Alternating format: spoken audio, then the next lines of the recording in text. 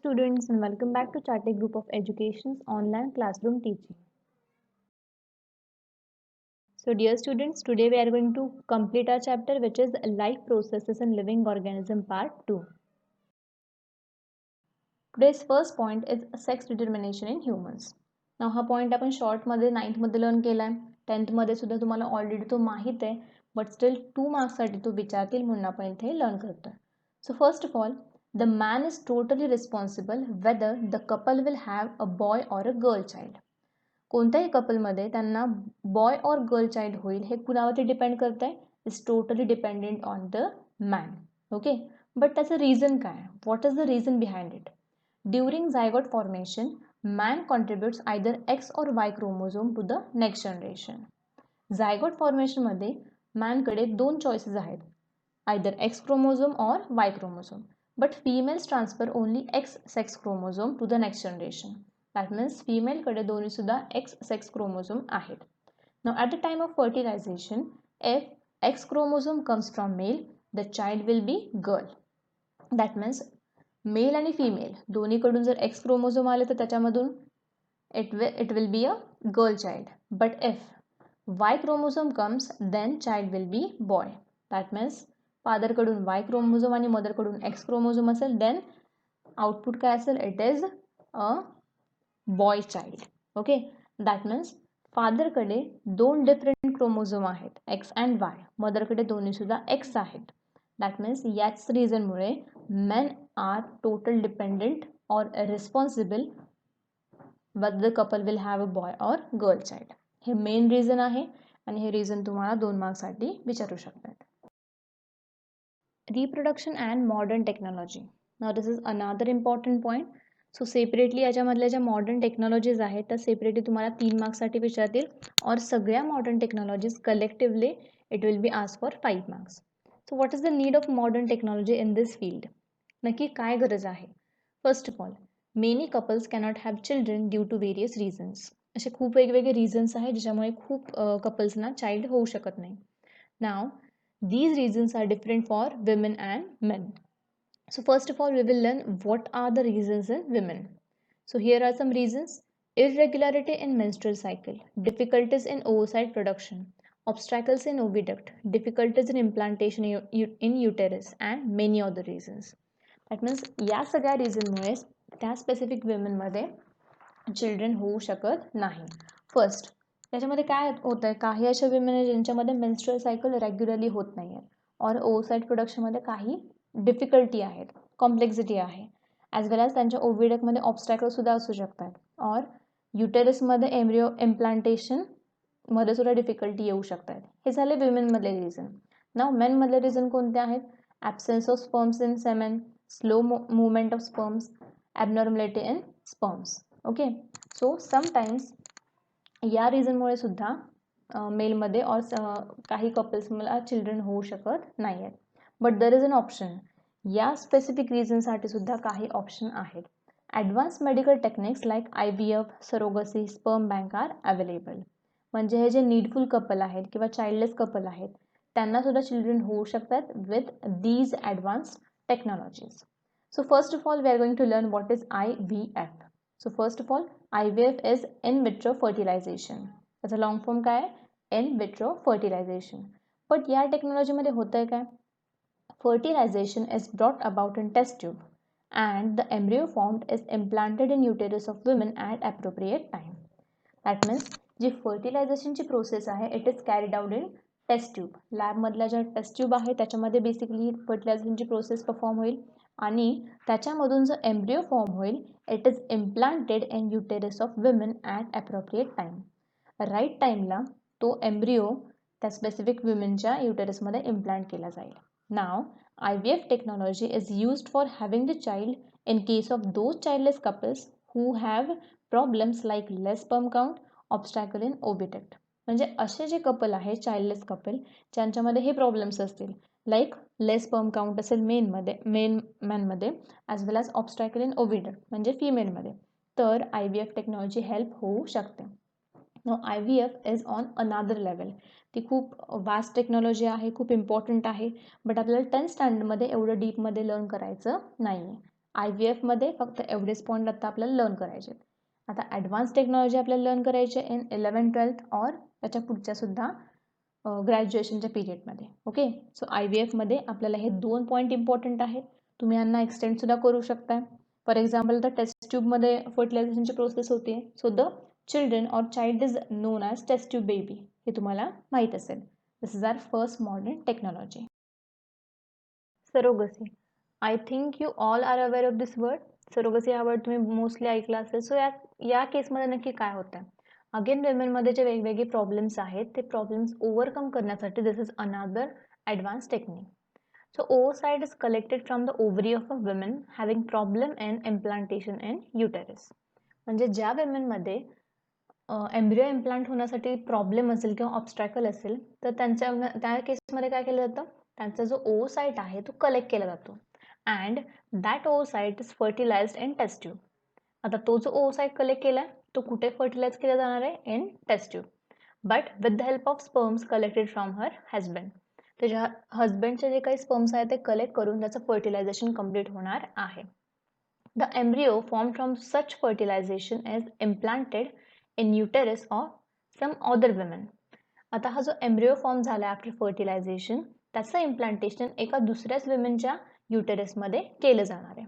But this women must have normal uterus. म्हणजे तिच्या सगळ्या फिजिकल चेकिंग सगळं झाल्यानंतर, चेकअप झाल्यानंतर तिच्या युटेरसमध्ये कुठली ॲबनॉर्मॅलिटी नसेल तर तो युटेरस इम्प्लांट केला जाणार आहे. बट ती जी विमेन आहे that women is known as surrogate mother. Okay, so this is the concept of surrogacy. याच्यामध्ये केलं काय जातं? ज्या विमेनमध्ये असे प्रॉब्लेम्स आहेत, इम्प्लांटेशनचे प्रॉब्लेम्स, त्याचा oocyte कलेक्ट करून त्याच्या हजबंडचे स्पर्म कलेक्ट करून फर्टिलायझेशन प्रोसेस टेस्ट ट्यूबमध्ये कॅरी आउट होणार आहे आणि after formation of embryo that embryo is implanted in the uterus of other women. Now, last technique is sperm bank or semen bank. This is similar to blood bank. आता याच्यामध्ये काय होतं? जे मेनमधले वेगवेगळे problems आहेत ते प्रॉब्लेम्स ओव्हरकम होण्यासाठी sperm bank और semen bank is another option. So basically semen ejaculated by the desired man is collected after their thorough physical and medical checkup. That means proper physical आणि medical checkup झाल्यानंतर desired मॅनपासून semen collect केलं जातं. Okay, and that semen is stored in the sperm bank. तर जे semen आहे ते sperm बँकमध्ये store केलं जाणार आहे. नाव, as per the wish of needful couple, oocyte of women of the concerned couple is fertilized by IVF technology using the semen from sperm bank. That means हे जे कलेक्ट केलेले स्पर्म बँकमधले सेमेन आहे ते needful couple through use होणार आहे. Okay, that means जे विमेनचा oocyte आहे, okay, तो विमेनचा oocyte फर्टिलाइज केला जाणार आहे by the help of IVF technology. Now, resultant embryo is implanted in the uterus of same women. म्हणजे जो रिझल्टंट एम्ब्रिओ आहे, फॉर्म झालेला एम्ब्रिओ आहे तो त्याच विमेनच्या युटेरसमध्ये इम्प्लांट केला जाणार आहे. दॅट मीन्स कंडिशन काय? सगळ्यात पहिल्यांदा जे नीडफुल कपल आहेत त्यांच्यामध्ये जे मेन आहेत त्यांचा सेमेन काउंट कधी कधी लो असू शकतो किंवा वेगळ्या काही डिफिकल्टीज असतील. अशा वेळेस सेमेन बँकमध्ये स्पर्म बँकमध्ये असलेलं जे सेमेन आहे ते फर्टिलायझेशनसाठी वापरलं जातं. But name of semen donor is strictly kept secret as per the law.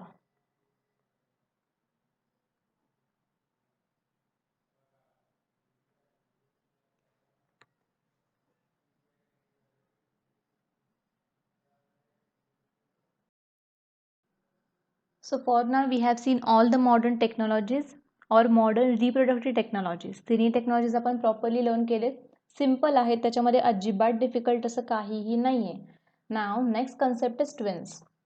So twins हा पॉईंट ॲज कम्पेअर टू आधीचे पॉईंट एवढा इम्पॉर्टंट नाही आहे, बट स्टील तो समटाईम्स तुम्हाला 2 मार्क्ससाठी विचारू शकतात. Mainly difference between monozygotic and dizygotic twins. First of all we will learn what is the definition of twins. Two embryos develop simultaneously in the same uterus and thus two offsprings are delivered simultaneously.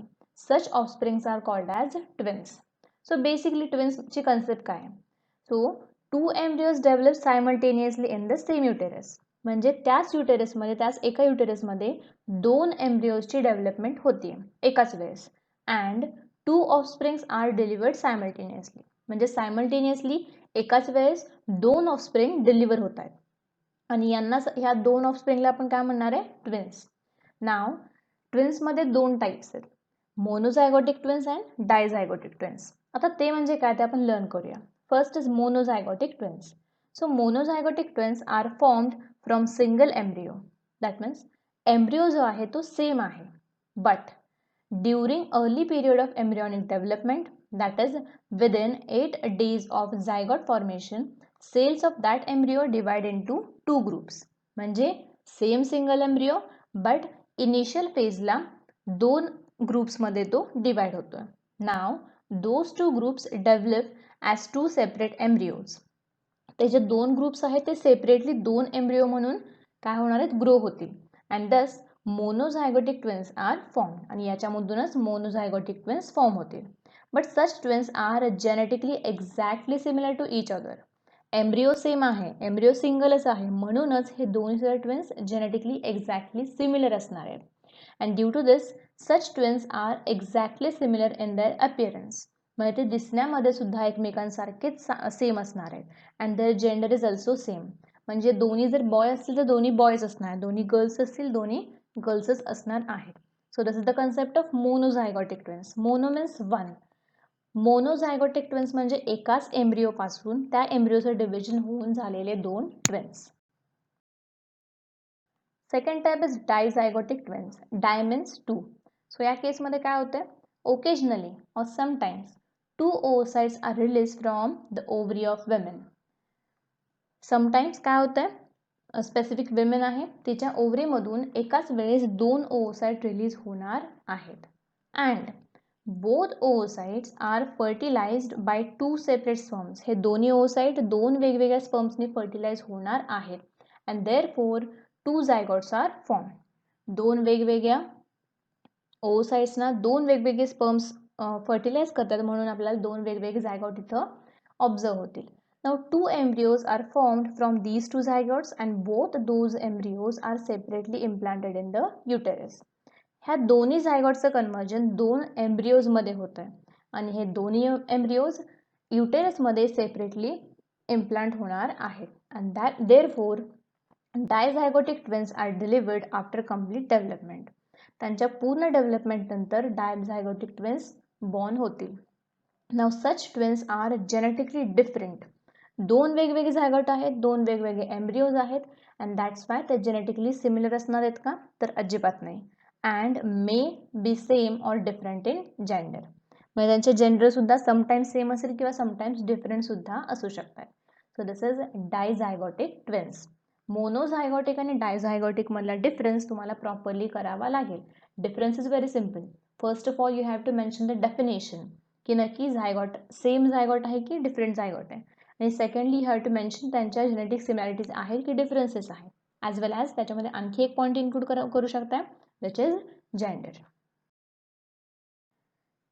Now this is the last point from our chapter which is reproductive health.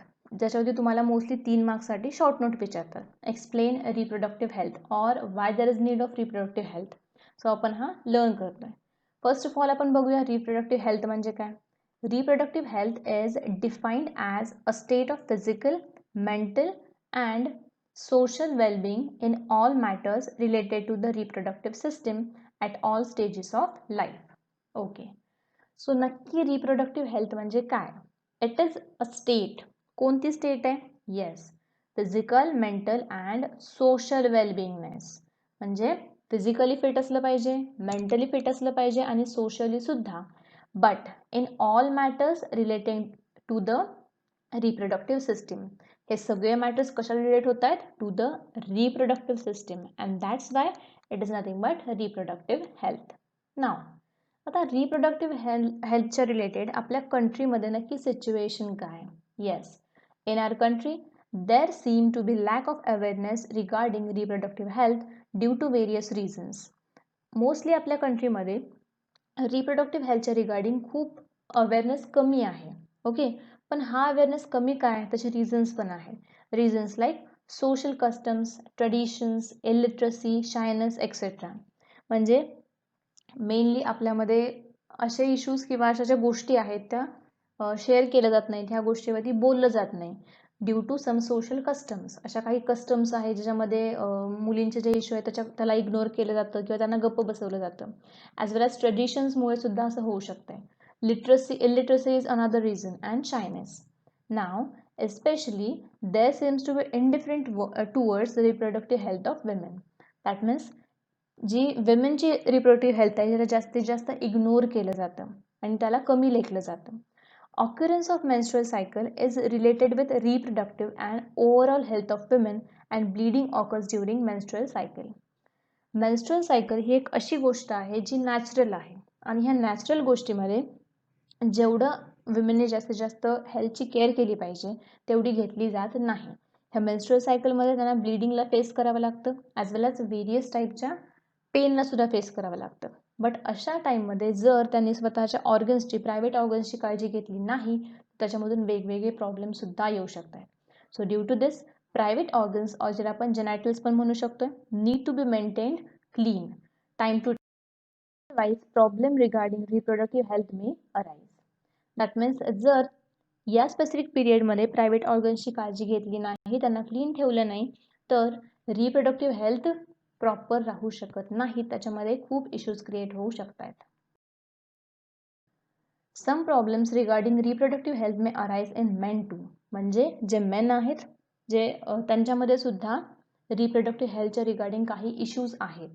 It is essential to maintain the cleanliness of their genitals. त्यांचे जे private parts आहेत त्यांची सुद्धा काळजी त्यांनी घेतली पाहिजे. नाव some of the most common STIs are. आता STI म्हणजे काय? It is sexually transmitted disease. Okay, टेक्स्टबुकमध्ये आपल्याला फक्त 2च डिसऑर्डर दिलेत. त्या 2 डिसऑर्डरचे तुम्हाला सिम्पटम्स पण दिलेत ते तुम्ही लर्न करू शकताय. बट STI आणखी काही जे वेगवेगळे एक्झाम्पल्स आहेत ते आपण इथे बघूया. So there are some of the STIs which are caused by bacteria, some of them are caused by parasites and remaining are caused by viruses. ते आपण वन बाय वन बघूया. First is gonorrhea, syphilis and chlamydia. So these 3 disorders are caused by bacteria. बॅक्टेरियामुळे होणारे disorders आहेत and that's why काळजी घेतली पाहिजे आणि cleanliness सुद्धा ठेवला पाहिजे. Next is trichomoniasis. So this is caused by parasites. एक प्रकारच्या पॅरासाइटमुळे हा टाईपचा डिसऑर्डर होऊ शकतो. Last human papilloma virus, genital herpes, HIV. So these are caused by virus. Okay, so हे वेगवेगळे डिसऑर्डर आहेत which are STI, sexually transmitted diseases. So if you maintain your proper cleanliness of private organs so असे वेगवेगळे disorders किंवा diseases avoid केले जाऊ शकतात. आणि रिप्रोडक्टिव्ह हेल्थच्या रिगार्डिंग जेवढा शायनेस आहे किंवा इलिटरसी आहे ती आत्ताची जनरेशन नष्ट करू शकते. जे काही नवीन आयडियाज आहेत किंवा नवीन चांगले थॉट्स आहेत ते याच्यामध्ये इन्क्लूड केले तर आपली जी कंट्री आहे और नेशन आहे ते जास्तीत जास्त सक्सेसफुल होऊ शकते. बिकॉज अशा रिझन्स अशा स्पेसिफिक गोष्टींना बरी करून किंवा याच्याकडे इग्नोरन्स दाखवून काहीही होत नाही आहे. दॅट्स वाय आपल्याला हा चॅप्टर आपल्या टेक्स्टबुकमध्ये दिला आहे की एक प्रकारचा अवेअरनेस या जनरेशनमध्ये तरी क्रिएट व्हावा. Okay, so finally we have completed our chapter. ह्या चॅप्टरमध्ये खूप असे वेगवेगळे पॉईंट्स होते, चॅलेंजिंग पॉईंट होते. आय होप तुम्हाला ते अंडरस्टँड झाले असतील आणि जेवढं जास्तीत जास्त तुम्ही रिपिटेशन कराल तेवढे जास्त ते प्रॉपरली अंडरस्टँड होणार आहेत. Here we complete our third chapter which is life processes in living organism part 2. Thank you.